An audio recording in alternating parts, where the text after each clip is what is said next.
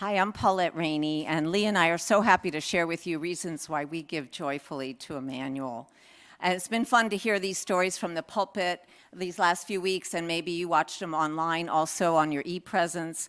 And as Jim pointed out last week, really the main point of these talks is to make sure we're all thinking about how we want to pledge joyfully next Sunday. So please be thinking about what's right for you and your family while I tell my story.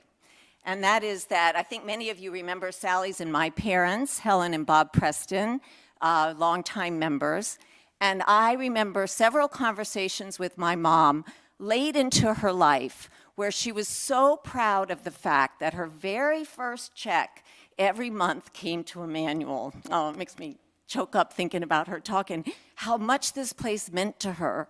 And that she felt that this community really served her well and them well, and they in turn wanted to serve the community well by donating, by pledging, and by participating in programs that you all know about. And they were hoping they could serve for generations to come. And we have talked about a lot of those programs, and you know about them.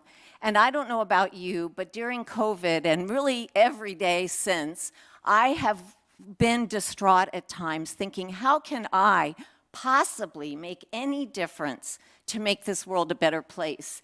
And in those dark moments, in every moment also, it's really wonderful to turn to Immanuel and plug into programs that are well established, that you know about. And maybe you can make your own program even. And you know that you have a place to make maybe what seems like a small contribution, but it can make a big difference.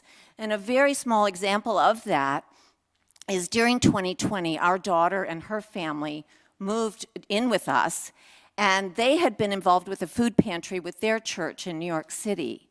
And she wanted to do the same thing. We were all talking about how we could make a difference.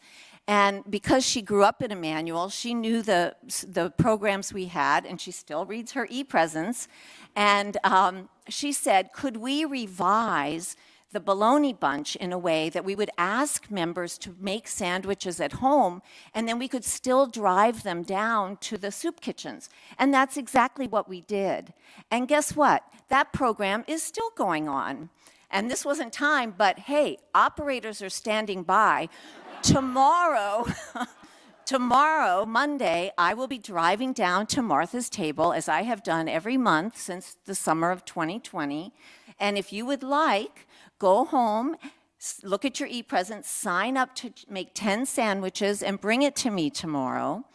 And I will go down and happily add them to your generous regular, and you know who you are if you're my sandwich makers. Thank you. And between you and my neighborhood, we've been taking close to 500 sandwiches every month. And when I pull up to Martha's Table, they are wonderful. And I just saw Jane bring her sandwiches earlier. They are so happy to see me, and they recognize me. They deliver 1,000 sandwiches every evening off of their food truck. So ours make a big difference that day. So they recognize me, but they don't know me, my name, because I sign up on their volunteer sheet online as Immanuel Presbyterian Church. So they don't know me, but they know you. And please don't tell the pastors a secret of mine. Promise. I don't know what a Presbyterian is. I'm not kidding you. I never read the Book of Order or whatever would tell me what a Presbyterian is, and that's okay because I know what an Immanuelite is. And it's you, and it's us, and it's this fabulous staff, all dedicated to, like my parents, making a difference for generations to come. So thank you. Please pledge, and here's Lee.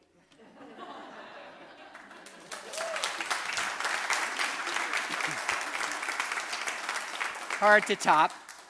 The one thing I would add to those beautiful words is that I've come to realize at Immanuel that we have a different kind of prosperity gospel. We don't promise people riches or fulfilled dreams. We promise them abundant love and care delivered by a mass of personal networks. When needs in our congregation and beyond our congregation arise, you can be sure that the call will be answered by Nancy Bubas and her network, by Al and Kim, Nancy and Kent and their networks, the Ericksons, the Bennetts, Martha Whitney's network, the Rainie's, the Wenrys, the Pratts, Sue and Carter's network, the Currys, the Castos, and your networks, you Gores, and yours and yours and yours, amazingly, yours and yours. Our prosperity is centered in our networks and our hearts. You know how it's worked for you, so thank them and thank their forebearers and pave the way for their successors to give joyfully and gratefully to our prosperous church. Amen.